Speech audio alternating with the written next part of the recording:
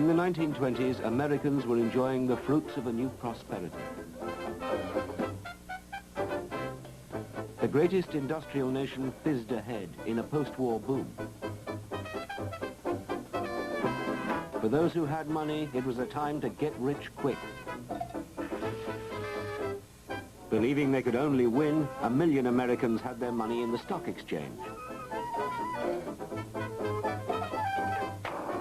In just 4 years, their shares roared up 400%. It was rank speculation. There were going to be 2 chickens in every pot, and everybody was going to have 2 automobiles. And everybody and his uncle would be calling me up buying stocks. They never asked what price they were going to pay. You just bought them, and that was all. Then, on the morning of October the 24th, 1929, the unthinkable happened. All of a sudden, these orders started pouring, and everything was sell. It was just down, down, down. The market kept going down.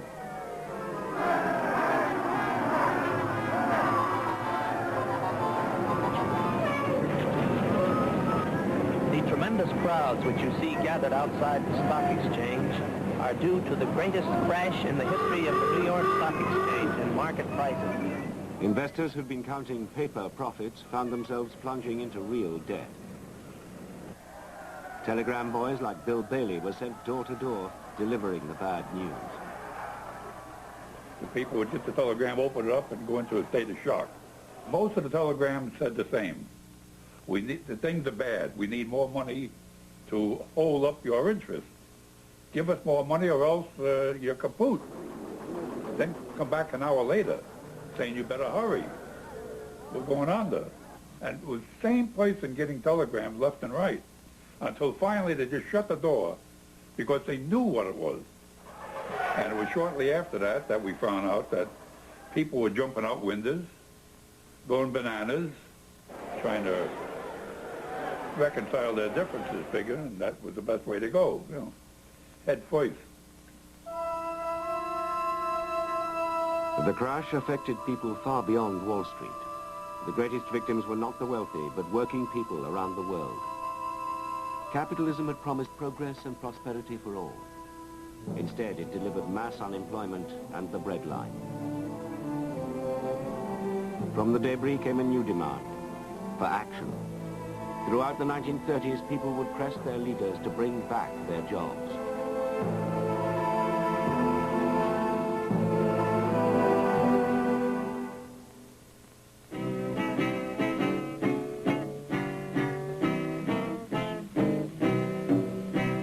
Can't get no work, can't draw no pay. Unemployment getting worse every day. Nothing to eat, no place to sleep. All night long, folks walking the street. Doggone, I mean the panic is on. Americans like Bill Bailey were caught in a vicious downward spiral. I couldn't find a job. I'd get out and maybe hustle 15 places a day, banging on warehouse doors, stuff like that, trying to find a job. Impossible. I ended up selling apples. And it wasn't easy, you know. Doggone, I mean the panic is on. Within a year, 2.5 million had lost their jobs. Especially in New York City, there was nothing that struck the imagination more than seeing a soup line of 500 people. Then 2 days later, 1,000 people, the same line. And they kept on growing and growing till they went around the block.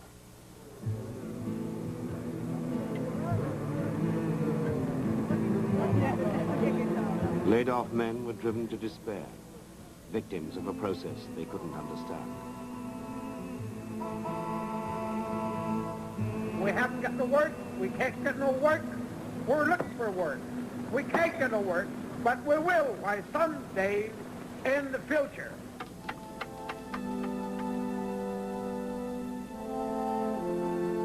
As people had less to spend and trade slowed, More factories closed in one country after another. It seemed unstoppable forces were at work, which individual governments could do nothing to control.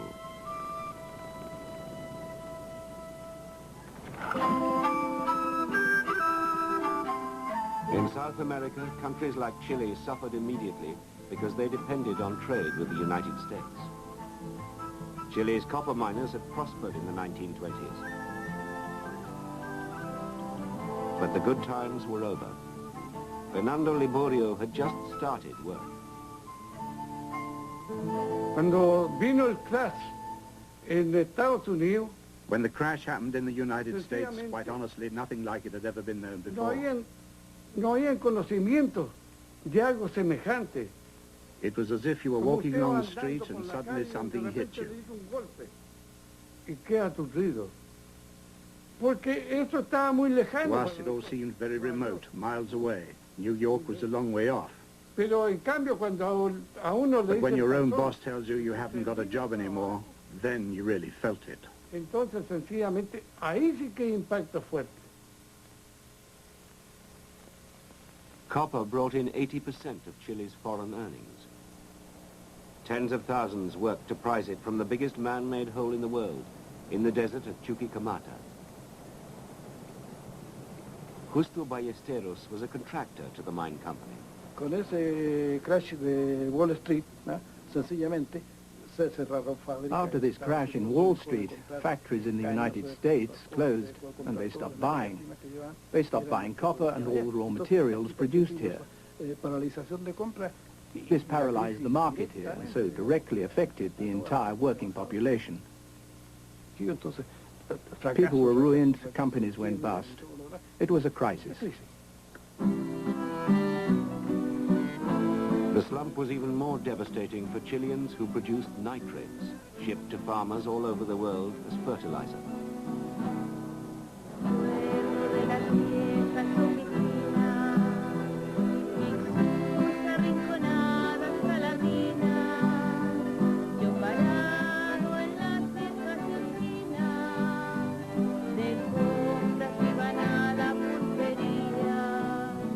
El pan de nosotros era la salitrera.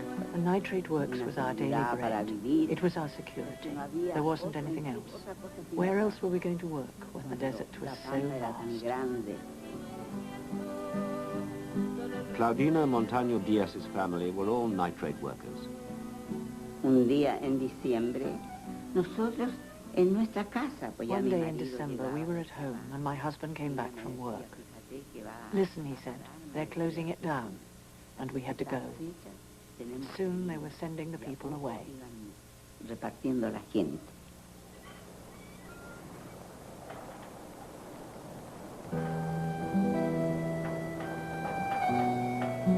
Y la gente humilde, ¿qué iba a hacer? And what could the poor people do? Pick up their suitcases and accept whatever happened. Who could we turn to? Tantos pueblos para el norte, todo eso quedaba abandonado. So many towns in the north abandoned, all abandoned. That was the crisis of 1930. Thousands of unemployed miners headed for the capital, Santiago. The government, now bankrupt, was overwhelmed by the numbers.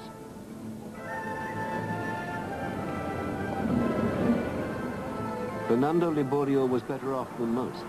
He had somewhere to stay. Entonces mi tía me llama en la mañana, me dice, My aunt called me one morning and said, look what's going on in the street. por la ventana. We looked out of the window and saw them lifting people up by the feet and arms and piling them onto a cart. I asked if they were drunk, but they weren't drunk. They were dead. They died of hunger.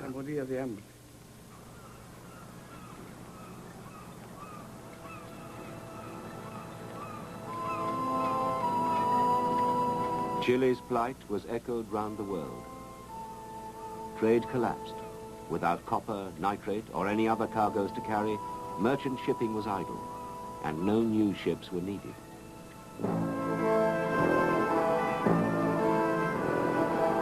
Britain had been the biggest shipbuilder in the world.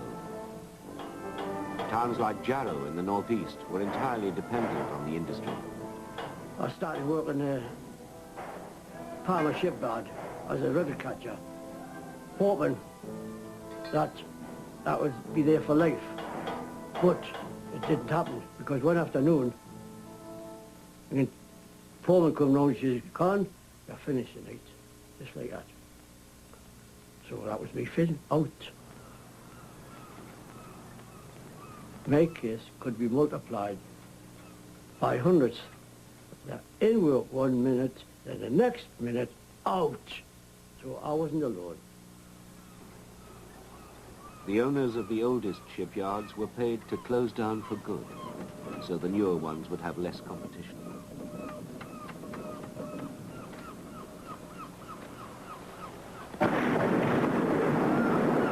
Jarrow's twin cranes were scrapped as the town watched.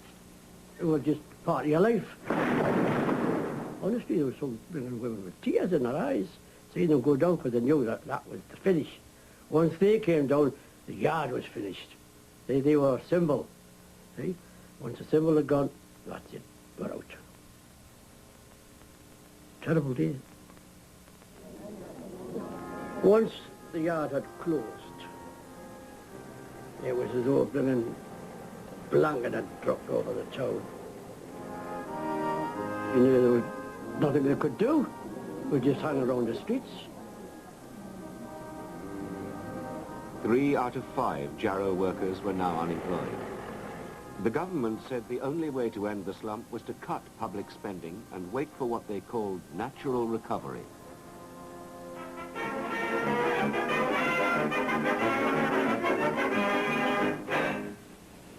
We must all join as a united nation and bear equitable sacrifices to see the present crisis through. And so I appeal to you all. Do your bit like men and women, cheerfully and heartily. But there were no grounds to be cheerful in Jarrow. The only help from the state was the dole, guaranteed for just 6 months. Things was bad in Jarrow. I'm telling you, it was only 26 for a man and wife, and 2 shilling each for each child. That was 32 bob for 3 kiddies. Nobody knows what they were like. Well, it's like that old song, isn't it? Oh, how I miss my Riley, now that they've stopped my door. Oh, I found 3 kiddies to keep and not a shovel of coal. The landlord, he's coming tonight. He's coming to chuck us all out. Oh, there's no hesitating. The warehouse is waiting.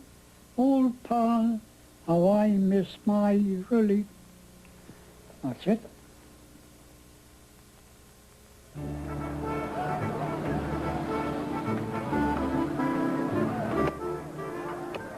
In the United States, there was no dole. In Chicago, the new poor tore the wooden blocks from the city streets to use as fuel.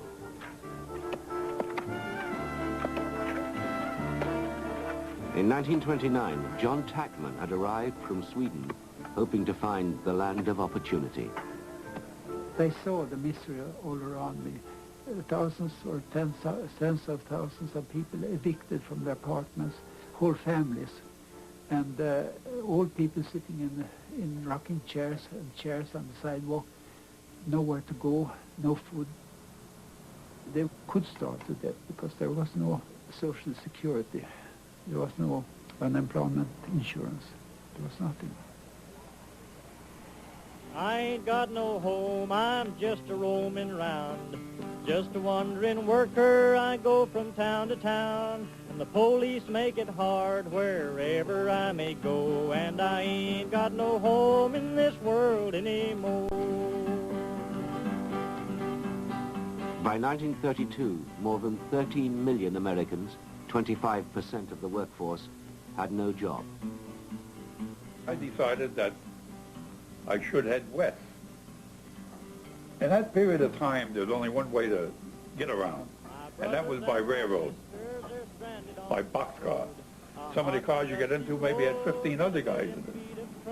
Wherever you'd hear a rumor that a job was opening up, Thousands would be sitting up on top of the car.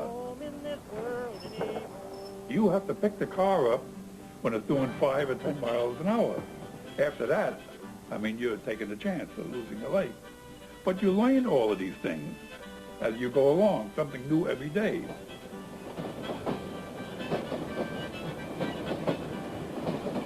And now we're going to give you a real inside view, an actual interview in a genuine hobo jungle. What are you doing out here, Bud? That's my business, partner. How about you? We got special invitation out here. Out here for the climate. What about you, son? I'm just riding. How about you, mister? I have a friend who's going to get all of us a job. Well, I'm employed in Colton Yard as Southern Pacific switchman. It's been my observation that every freight train coming into Colton has from 50 to 150 or 200 tractions on them. We're talking about professional people, scientists, doctors, lawyers. All these people are thrown into this pit.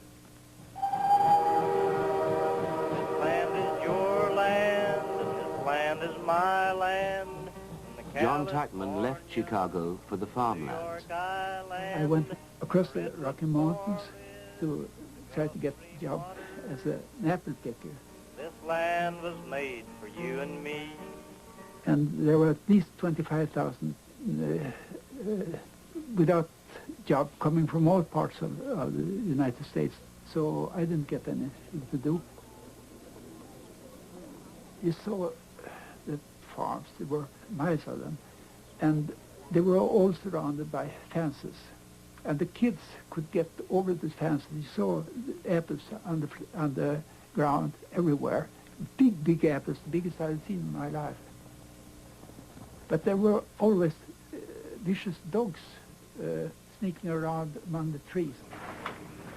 Angry farmers sometimes dumped their produce.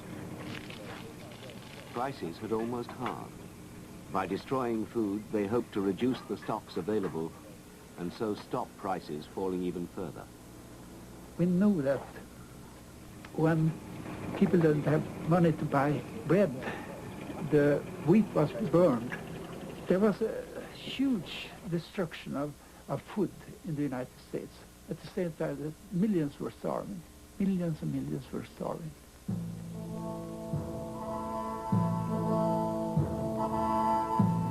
All over the world, the same contrast between plenty and penury was repeated. In Belgium, there was plenty of coal at the pit heads. But Belgian miners had to break into their own collieries at night to scavenge for waste coal to heat their homes. The men's pay had been slashed, and then they'd been sacked after going on strike. The living conditions of one miner's family were filmed. We slept on the floor. Some slept in the table with straw, the others slept on the floor. Et puis les autres on partait.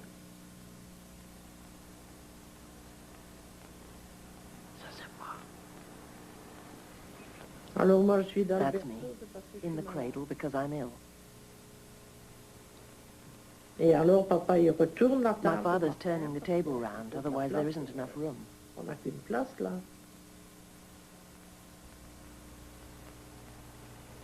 On était à 9. There were 9 children. Ça c'est moi. That's me. Maman qui sert les pommes de terre. My mother's serving the potatoes. Voilà. Voilà les pommes de terre qui sont servies, c'est tout. There are the potatoes. C'est tout ce que vous avez donné. That's all we were given.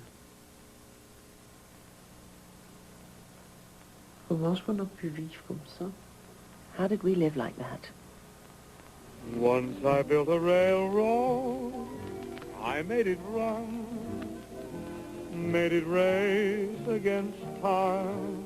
And all over the world, governments said the same thing, that there was little they could do to ease their people's suffering. Brother, can you spare a dime? In America, the shack settlements of the unemployed were called Hoovervilles, in ironic homage to Herbert Hoover, president for the first 3 years of the slump. He told Americans they just had to let the crisis run its course and tighten their belts. Brother, can you spare a dime? The same conventional wisdom was taught to Robert Nathan, then studying economics. The professor said, business cycles are part of the capitalistic system. And I remember one day he reached in his pocket and he pulled out a rubber band and just had it handy, and he took this rubber band and held it in his hand and he pulled it way out and said, boom. Then he let go of the hand and it collapsed back very rapidly, collapsing down, and he said, bust. And he said, boom and bust, an inherent ingredient of the free enterprise system.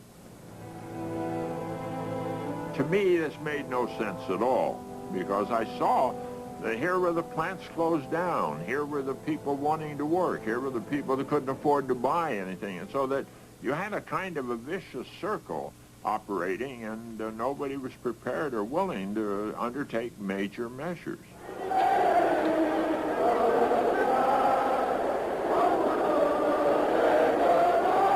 While Western governments stuck to the line that the world economy was something they had no power over, their citizens grew increasingly impatient.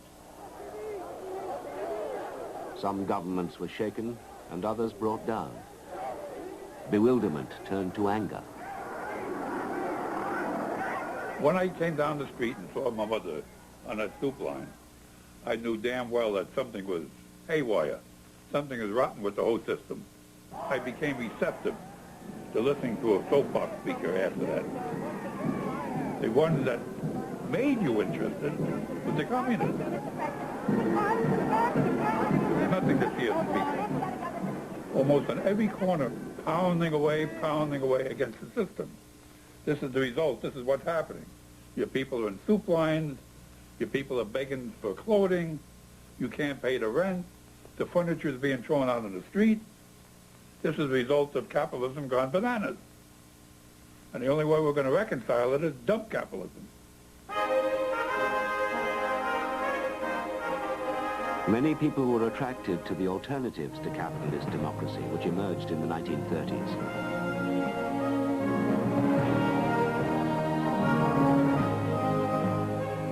For both fascism and communism claimed there was no need for mass unemployment.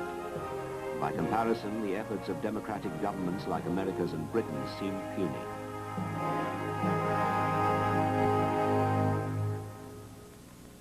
What could I come up with? Nothing. I couldn't come up with it because they all followed the old capitalist system. But it was a new world, and politics was changing, and over the years, politics became more authoritarian, and then they was changing, and you was either going to join with that sort of thing, or that modern trend of politics, or drop behind. Sid Bailey put his faith in the solution of the far right. He joined the British Union of Fascists. Its leader, Oswald Mosley, had resigned as a junior minister in 1930 when his radical plan to solve unemployment by government intervention had been rejected. He was a far better speaker than Mussolini, Hitler, Goebbels, or any of them days. He was the greatest speaker in the world at that particular time. I can't put it in the words because you only have to live for it to know what it was like. People were standing up and the ovation would be terrific. It took you 2 or 3, 5 minutes to quiet the people to stop the applause before he spoke. And I claim that in the ranks of our black shirt legions march the mighty ghosts of England's past, and their strong arms around us, and their voices echo down the ages, saying onward.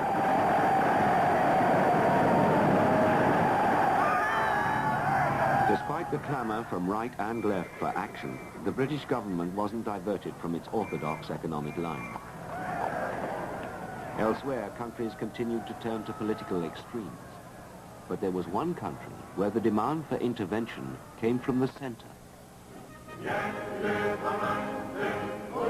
In Sweden, the growing Social Democrat movement campaigned against the Swedish government's inaction. I joined the Social Democratic Party partly because I realized that they were getting things done. I saw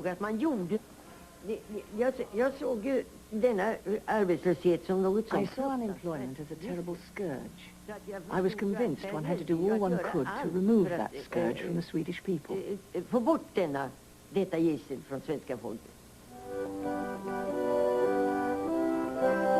Sweden's plight was not inevitable, said the Social Democrats, if the government spent more public money to create jobs.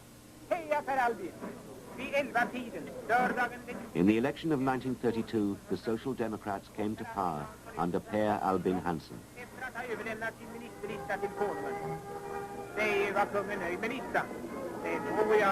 Swedes now had a man who claimed to be a people's prime minister and went to the office on a tram. Swedes were paid real wages to rebuild their country. There was government money to help fishermen and factory workers. The Social Democrats didn't try to balance the nation's books.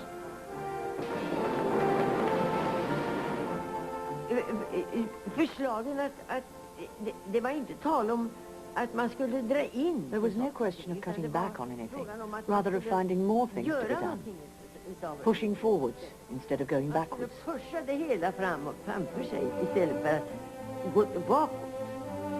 That's what I looked for in a party.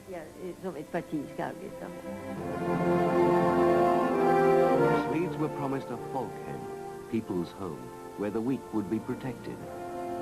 Foreign visitors came to study the Swedish middle way and a government that was neither fascist nor communist, but whose stated purpose was to put people back to work. Number 3 cheers for the bonus that we're going to get.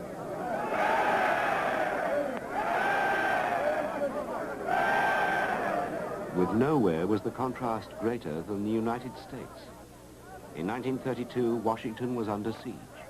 The Capitol building was surrounded by unemployed First World War veterans from all over the country.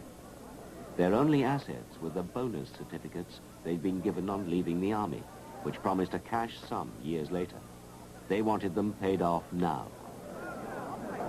I came to Washington to get my bonus, and I'm going to wait for it till I get it if I have to wait till 1945. What brought you to Washington? Well, to beat the Undertaker, spend the money before the Undertaker gets it. I know who's made this country worth living in. It's just you fellas. Look, makes me so damn mad a whole lot of people speak of you as tramps. By God, they didn't speak of you as tramps in 1917 and 18. No. Take it from me.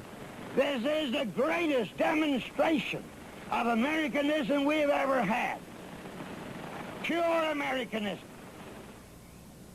President Hoover had to decide what to do about the veterans when the Senate rejected their demands.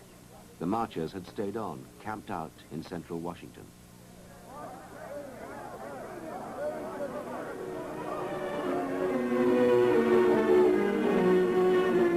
It's war, the greatest concentration of fighting troops in Washington since 1865. I knew something was going to happen, that they might be attacked. And I had a press card, so I passed the police lines, and then I saw the soldiers advancing into the camp. And when confronted with this, the men all stood there and said, "Stand firm as long as you can." And they started throwing tear gas. I'd never seen anything like it. They systematically went down the line, burned up all the tents and all the possessions of the people there. I was thinking of Herbert Hoover when this happened, because his election was in 3 months. I thought this would be the finish of Hoover. The orders of the president must be obeyed, and the roaring flames sound the death knell to the fantastic bonus army in the shadow of the beautiful dome of the Capitol of the United States of America. That summer, Americans were rallied by a new message. This is more than a political campaign. It is a call to arms. Give me your help, not to win votes alone, but to win in this crusade to restore America to its own people. Roosevelt ran for the presidency saying the Depression could be beaten. What's our campaign slogan, Sis Dick? Happy days are here again. Good, that's right.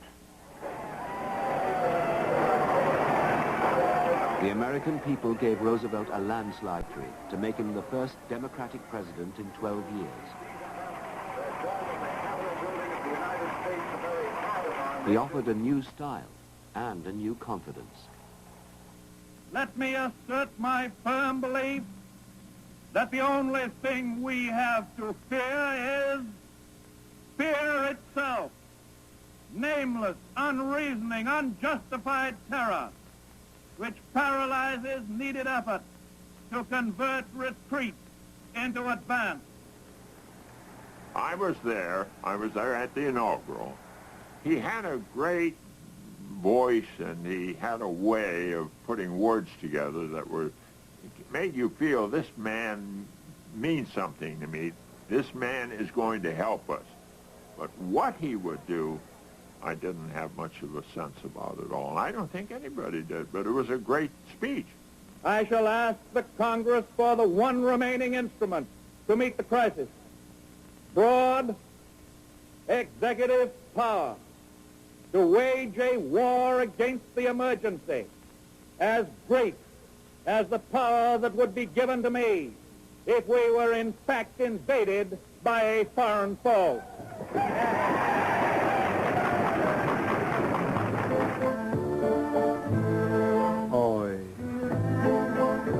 When he took office in 1933, the country was still in the full grip of the Depression. 4 out of 10 industrial workers were unemployed.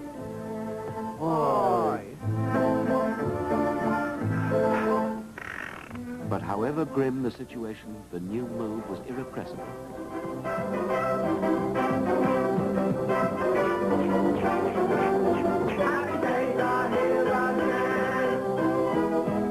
Roosevelt described his program as bold, persistent experimentation. The message was expressed in 2 words. He called it the New Deal.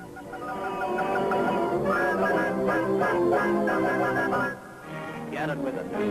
Here is on. Down on the border, folks are prominent. Those factory wheels are harming us. 10 million people are strumming it now.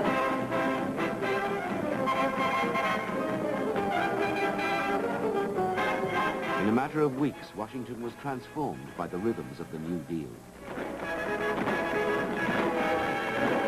New agencies were created, new officials hired.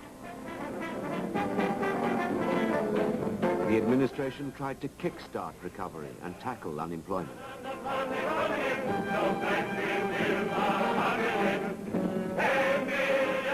16 major measures were put before Congress and passed in the first 100 days.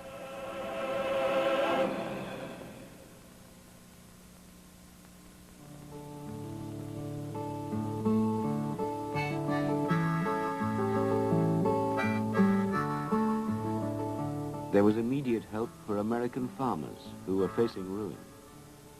Beef was fetching only 2.5 cents a pound. The Stoops family suffered from the low prices on their farm in Oklahoma. President Roosevelt come on the scene, and what he done was that he would pay the farmers for a cow because there were so many cattle and not enough hay or water, and so he would pay like $30 or $35 for a cow, and they'd kill them. And they'd pick a good one, and then they would take it to the canning factory, and they would can this meat. And then they would give it to us, you know, not always your cow or anything, and we'd get so many cans of this meat.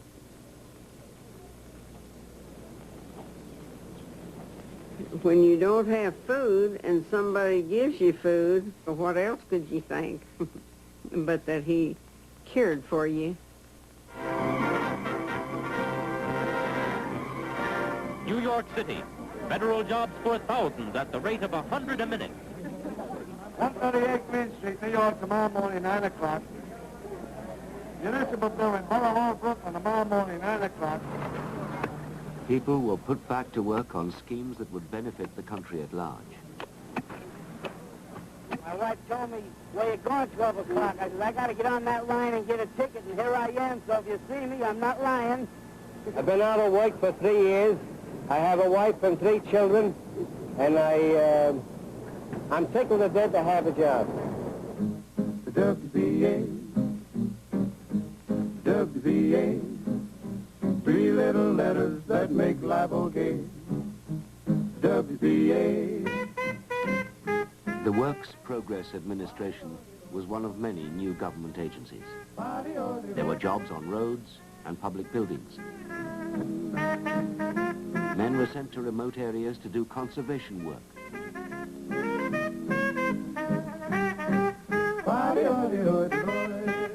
Temporary forester Mansell Milligan had been a school teacher until his county in Tennessee ran out of money.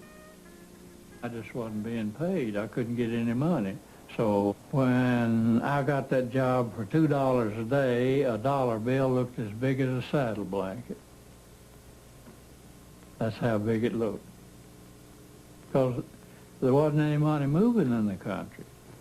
I need not emphasize for you what this period of work and healthful surroundings with pure air, sunshine, and adequate food has done for these young men, giving them confidence in themselves. It made all the difference in the world. I was a different fella. I had a bright outlook. I felt like the country was going to get back on its feet and everybody was going to be successful. I knew it wouldn't come overnight. Scene, a typical American home. Time, the hour for another fireside chat by the President. Johnny, wait not till bedtime. Hey, what time is it? Say, Pop, could I have a nickel? A nickel? Don't bother me. Get on the bed. I want to hear President Roosevelt.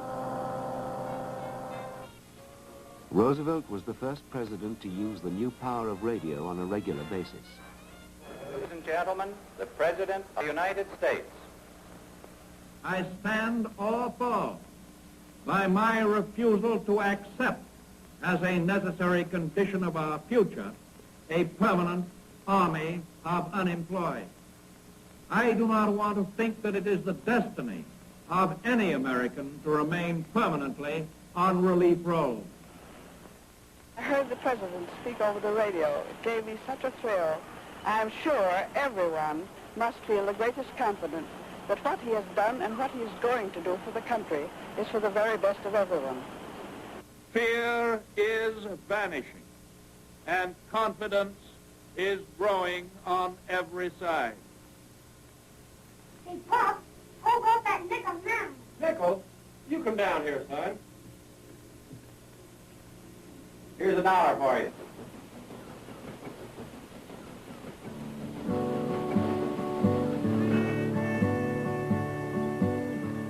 Assistance from the New Deal was desperately needed in the southern states. 8 million livelihoods depended on one crop, cotton, and prices had fallen 70% since the crash. We had nothing. We didn't have a minimum wage. We didn't have Social Security. We didn't have a house to live in of our own. So we were in a land that grew cotton to make the best clothes in the world. We couldn't wear because we couldn't buy them. But the tenants and farm laborers were confused by a government scheme to try to raise prices by destroying crops. They found it was the landowners who benefited. Gavin, crop's looking fine now, boy. I think you come around all right. Yes, I sure do think so, kid. You did what you were told to do on the farm. The owner come out and said, well, you know, we got to ply up every third row of this cotton because the government said we got too much. And you just go out there and leave 2 rows and ply up 1. You wouldn't explain nothing about the pay of everything. It was quite discouraging to think, well, I made this, now I got to ply it up. Nearly half the cotton fields were ploughed up or left fallow. But the government compensation for this didn't reach the farm tenants and laborers. Many who protested were evicted.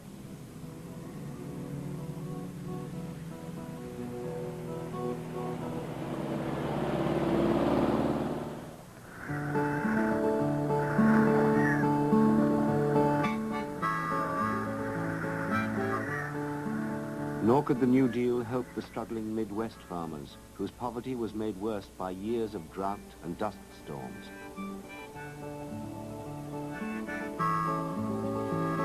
The Stoops family decided it was time to leave Oklahoma when their pond dried up.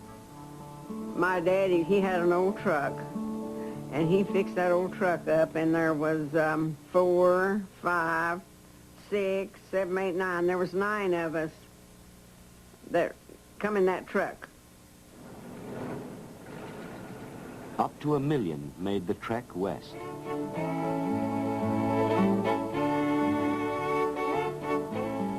They tied everything on the cars. There would be tubs, there would be chicken coops with a few chickens in them, and everything that you can imagine, they would have them tied on these cars. And people would beg, borrow, steal, or anything, just get enough gas to get a few more miles.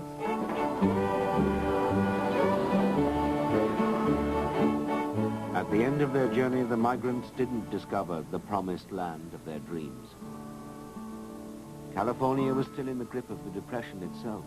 The influx wasn't welcomed. But the New Deal helped the Stoops re-establish their lives. My husband was working on the WPA, and he would have enough money every month after buying the groceries and everything to buy 1 plank. We started in with a floor and 4 planks up. They were foot planks. And every month, well, then he'd buy another plank to go all around the house. And not know how many months it taken before that we got to the top.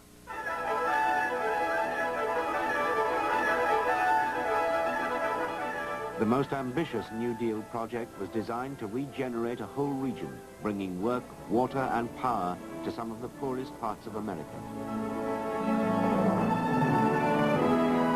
The Tennessee Valley Authority built a string of dams to provide electricity for 7 states. The vast scale of the scheme showed that state planning could coexist with capitalism. We didn't have any electricity. People didn't know what it was, to be frank with you. To Mansell Milligan, the TVA also meant a permanent job at the Pickwick Dam. Instead of working 3 shifts, they worked 4 shifts, and that gave a lot more people a job. Instead of working 8 hours, they worked them 6 hours.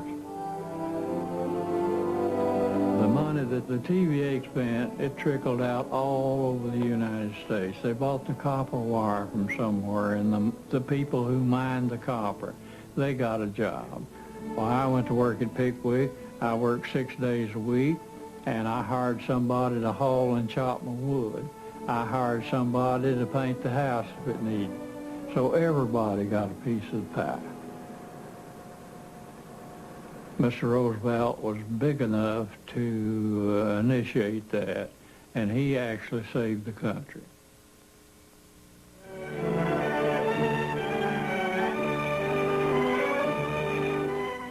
It was a marvelous reception which the King received in South Wales on his visit to the long-suffering communities of that depressed area. For Britons unemployed, there were no great schemes of public works and no New Deal. Instead of government action, they got royal sympathy. The blackest spot of all in his visit was at Dallas, where there were once 9,000 men at work in the steel factory. But His Majesty brought hope to replace despair. Something will be done, the King said. But nothing was done. In Britain, mass unemployment was still seen as an act of God.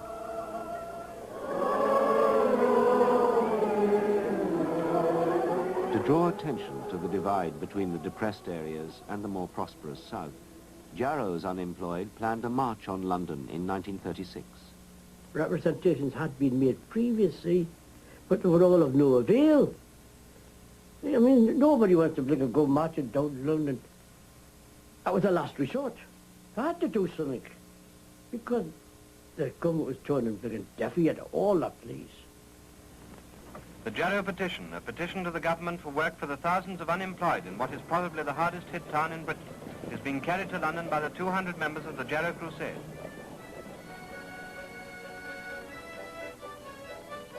Every town we went to, you got a good feed, you got a bottle of beer. The people, every place you went into, they were good. London at last. The Jarrow Crusaders must be glad to have reached the end of their 300-mile trek, despite the rain in town. Edgware Road, from there, well, they started to cry. The people watching me, because the heavens opened out. I was soaking. We got the cloaks on, you know. And you see the people crying.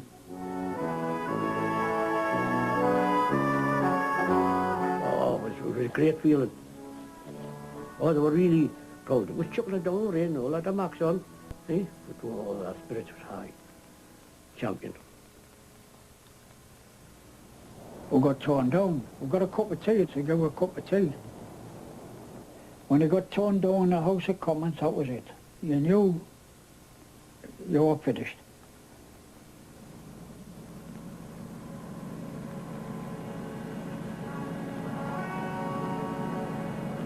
But the shipyards weren't idle for much longer. The government didn't react to the marchers. However, it had to respond to what was now happening in Europe. Hitler was building up a new navy and starting to seize territory. The German launches accelerated British rearmament. Good news for the northeast. There's only one thing lifted it. That was the war.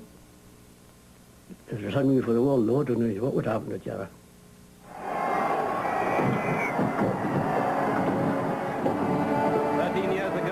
Launched her last battleship, the Rodney. Hopefully we thought she might be the last we should ever need to launch. Today those dreams lie shattered. The King George V and the greater ships that are to come after her represent the new spirit of Britain. The shadow of war was growing over millions of lives, but it was rearmament that brought back pay packets.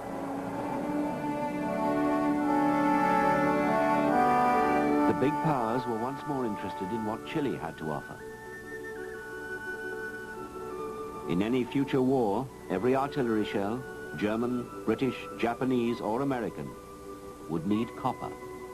Todos los países querían cobre, y sencillamente every country in the world wanted copper, and they literally worked round the clock.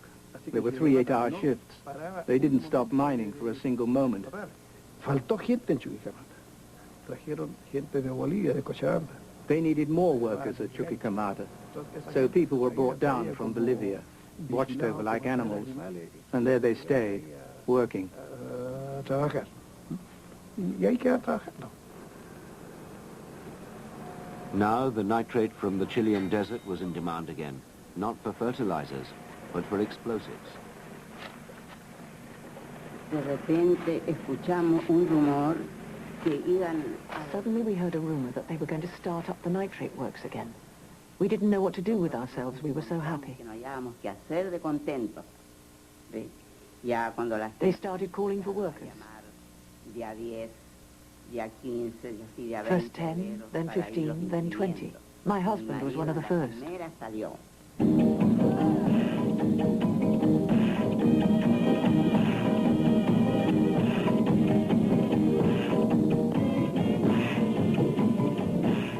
The late 1930s turned into a period of revived production and trade.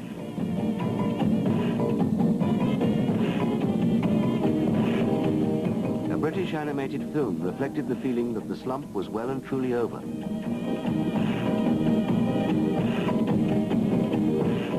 The last countries to rearm were the last to come out of depression. Once the war started, Americans were assured of recovery. There wasn't an industry that did not holler for men. no matter what it was. And you sit down and you think about it, that just a few years ago, which seemed like a few years ago, here you are going from ship to ship, bumming a job, begging for a job, going from soup line to soup line or this and that. One thing, if you're ever going to find yourself in a position, again in America, where there's so many jobs that can't be filled, you know? And it's like a dream come true, basically.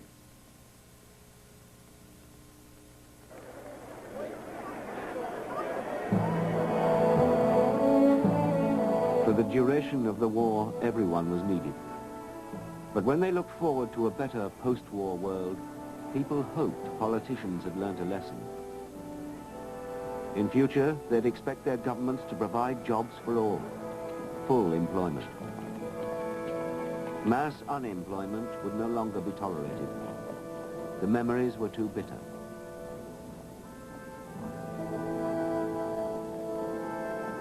Remember the procession of the old young men, from dole queue to corner and back again, from the pinched, packed street to the peak of slag in the bite of the winter with a shovel and bag, with a drooping fag and turned-up collar, stamping for the cold at the ill-lit corner, dragging through the squalor with their hearts like lead, staring at the hunger and the shut pithead.